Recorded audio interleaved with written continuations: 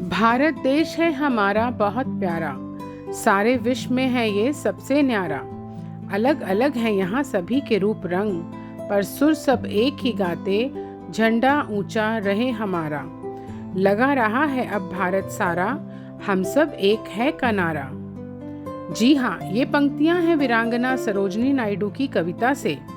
देश की आज़ादी की 75वीं वर्षगांठ पर हम लेकर आए हैं कहानी एमपीएस की जुबानी। भारत कोकिला सरोजिनी नायडू की गणना उन वीर नारियों से की जाती है जिन्होंने देश की आज़ादी के लिए अपना जीवन समर्पित किया। स्वतंत्रता संग्राम के दौरान देश प्रेम पर कविताएं लिखकर और भाषण देकर लोगों के मन में देशभक्ति की भावना जागृत की। उनकी कविताओं की कोमलता और उनकी मधुर आवाज़ के कारण ही गांधी जी ने उन्हें भारत की बुलबुल और भारत कोकिला के जैसी उपाधियों से सम्मानित किया। उन्होंने साहित्य और काव्य के क्षेत्र में महत्वपूर्ण भूमिका निभाई थी। सरोजिनी नायडू जी का जन्म 13 फरवरी 1879 को हैदराबाद, आंध्र प्रदेश, भारत में एक बंगाली परिवार में हुआ था। इनके पिता का नाम अघोरनाथ चट्टोपाध्याय था, जो एक शिक्षक थे, और इनकी माता का नाम वर्धा सुंदरी देवी था, जो एक बंगाली कवियत्री थी। सरोजिनी नायडू बचपन से पढ़ाई में अव्वल थी। जब वे सिर्फ 12 साल की थी, तब उन्होंने 1891 में मैट्रिक की पढ़ाई पूरी कर ली थी।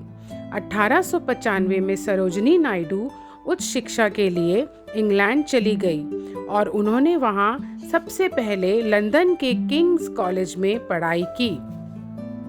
वह एक कवित्री होने के साथ साथ प्रख्यात नेता और राजनीतिज्ञ भी थी।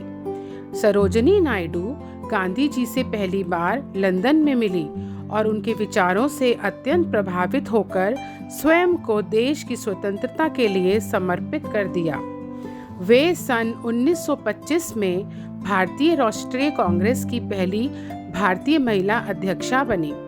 अंग्रेजी सरकार ने उन्हें केसर-ए-हिंद पदक से सम्मानित किया था, परंतु 1920 में जलियांवाला बाग हत्याकांड के विरोध में उन्होंने ये पदक वापस कर दिया। उन्होंने सविनय अवज्ञा आंदोलन और भारत छोड़ो आंदोलन का दूसरे नेताओं के साथ नेतृत्व किया, जिसके लिए उन्हें कई बार जेल भी जाना पड़ा। उन्हें स्वतंत्र भारत की पहली महिला राज्यपाल बनने का गौरव भी प्राप्त हुआ।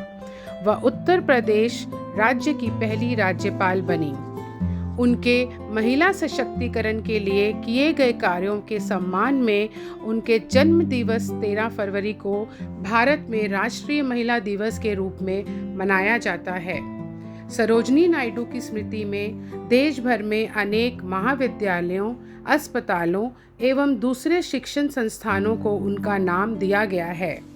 इतिहास में सरोजिनी नायडू का नाम एक समर्पित स्वतंत्रता सेनानी, प्रख्यात कवित्री, महिला सशक्तिकरण और क्रांतिकारी नेता के रूप में सदैव सम्मान से लिया जाएगा। धन्यवाद।